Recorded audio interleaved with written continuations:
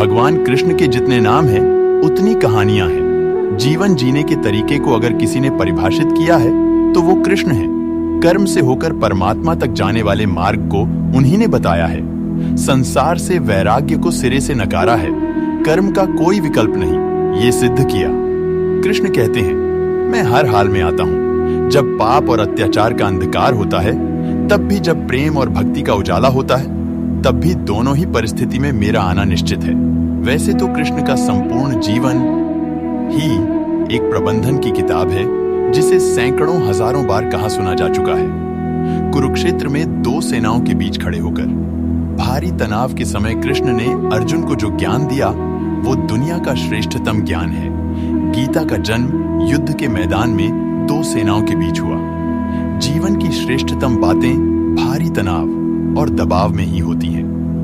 अगर आप दिमाग को शांत और मन को स्थिर रखने की कोशिश करें, तो सबसे बुरी परिस्थितियों में भी आप अपने लिए बहुत कुछ बेहतरीन निकाल पाएंगे। ये कृष्ण सिखाते हैं।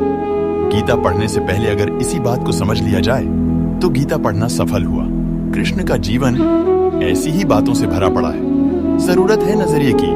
उनका जीवन आपके लिए माइथोलॉजी का एक हिस्सा मात्र भी हो सकता है, और आपका पूरा जीवन बदलकर रख देने वाला ज्ञान भी। आवश्यकता हमारी है, हम उनके जीवन से लेना क्या चाहते हैं। कृष्ण मात्र कथाओं में पढ़ा या सुना जाने वाला पात्र नहीं है। वो चरित्र और व्यवहार में उतारे जाने वाले देवता हैं। कृष्ण से सीखें कैसे जीवन को श्रेष्ठ बनाया जाए। 10 बातें हैं जो अगर व्यवहार में उतार ली तो सफलता निश्चित मिलेगी। कारागृह में जन्मे कृष्ण पैदा होते ही रात में यमुना पार कर गोकुल ले जाया गया। तीसरे दिन पुतना मारने आ गई। यहां से शुरू हुआ संघर्ष। देह त्यागने से पहले द्वारिका डुबोने तक रहा। कृष्ण का जीवन कहता है, आप कोई भी हो संसार में आए हैं तो संघर्ष हमेशा रहेगा। मानव जीवन में आकर परमात्मा भी सांसारिक चुनौतियों से बच नहीं सकता। कृष्ण ने कभी किसी बात की शिकायत नहीं की। हर परिस्थिति को जिया और जीता। कृष्ण कहते हैं, परिस्थितियों से भागो मत, उसके सामने डटकर खड़े हो जाओ, क्योंकि कर्म करना ही मानव जीवन का पहला कर्तव्य है। हम कर्मों से ही परेशानियों को जीत सकते हैं। कृष्ण का बचपन माखन मिश्री खाते हुए गुजरा। आज भी भोग लगाते हैं हम, लेकिन यह संकेत कुछ और है। आहार अच्छा हो, शुद्ध हो, बल देने वाला हो। बचपन में शरीर को अच्छा आहार मिलेगा तो ही इंसान युवा होकर वीर बनेगा। शरीर को स्वस्थ रखना है तो बचपन से ध्यान देने की जरूरत है। ये पेरेंटिंग के दौर से गुजर रहे युवाओं के लिए बड़ा मैसेज है। अपने बच्चों को ऐसा खाना दें जो उनको बल दे। सिर्फ स्वाद के लिए ही ना खिलाएं, तभी वो बड़े होकर स्वयं को और समाज को सही दिशा में ले जा पाएंगे। कृष्ण ने अपनी शिक्षा मध्य प्रदेश के उज्जैन में सांदीपनी ऋषि के आश्रम में रहकर पूरी की थी। कहा जाता है 64 दिन में उन्होंने 64 कलाओं का ज्ञान हासिल कर लिया था। वैदिक ज्ञान के अलावा उन्होंने कलाएं सीखी। शिक्षा ऐसी ही होनी चाहिए जो हमारे व्यक्तित्व का रचनात्मक विकास करे। संगीत, नृत्य, युद्ध सहित 64 कलाओं कृष्ण के व्यक्तित्व का हिस्सा है। बच्चों में कोरा ज्ञान ना भरे, उनकी रचनात्मकता को नए आयाम मिले, ऐसी शिक्षा व्यवस्था हो। कृष्ण ने जीवन भर कभी उन लोगों का साथ नहीं छोड़ा जिनको मन से अपना माना। अर्जुन से वे युवावस्था में मिले, ऐसा महाभारत कहता है, लेकिन अर्जुन से उनका रिश्ता हमेशा मन का रहा। सुदामा हो या उद्धव, कृष्ण ने जिसे अपना मान लिया उसका साथ जीवन भर दिया। रिश्तों के लिए कृष्ण ने कई लड़ाइयां लड़ी और रिश्तों से ही कई लड़ाइयां जीती। उनका सीधा संदेश है, संसारिक इंसान की सबसे बड़ी धरोहर रिश्ते ही हैं। अगर किसी के पास रिश्तों का थाती नहीं है तो वो इंसान संसार के लिए गैर जरूरी है।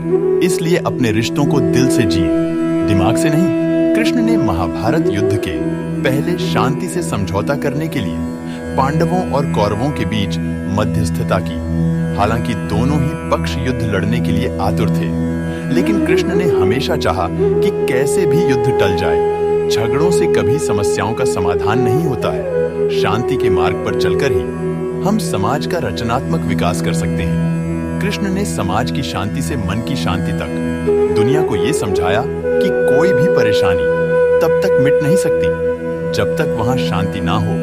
फिर चाहे वो समाज हो या हमारा खुद का मन, शांति से ही सुख मिल सकता है, साधनों से नहीं। महाभारत में जुए की घटना के बाद पांडवों को वनवास हो गया। कृष्ण ने अर्जुन को समझाया कि ये समय भविष्य के लिए तैयारी करने का है। महादेव, शिव, देवराज, इंद्र और दुर्गा को तपस्या करने को कहा। कृष्ण जानते थे कि दुर्योधन को कितना भी समझाया जाए, वो पांडवों को कभी उनका राज्य नहीं लौटाएगा। तब शक्ति और सामर्थ्य की जरूरत होगी। कर्ण के कुंडल कवच पांडवों की जीत में अड़े आएंगे। ये भी वो जानते थे। उन्होंने हर चीज पर बहुत दूरगामी सोच रखी। कोई भी फैसला तात्कालिक आवेश में नहीं लिया। हर चीज के लिए आने वाली पीढ़ियों तक का सोचा। यही सोच समाज का निर्माण करती है। पांडवों के राजसूय यज्ञ में शिशुपाल कृष्ण को अपशब्द कहता रहा। छोटा भाई था, लेकिन मर्यादाएं तोड़ दी। पूरी सभा चकित थी। कुछ क्रोधित भी थे, लेकिन कृष्ण शांत थे, मुस्कुरा रहे थे। शांति दूत बनकर गए तो दुर्योधन ने अपमान किया। कृष्ण शांत रहे। अगर हमारा दिमाग स्थिर है, मन शांत है, तभी हम कोई सही निर्णय ले पाएंगे।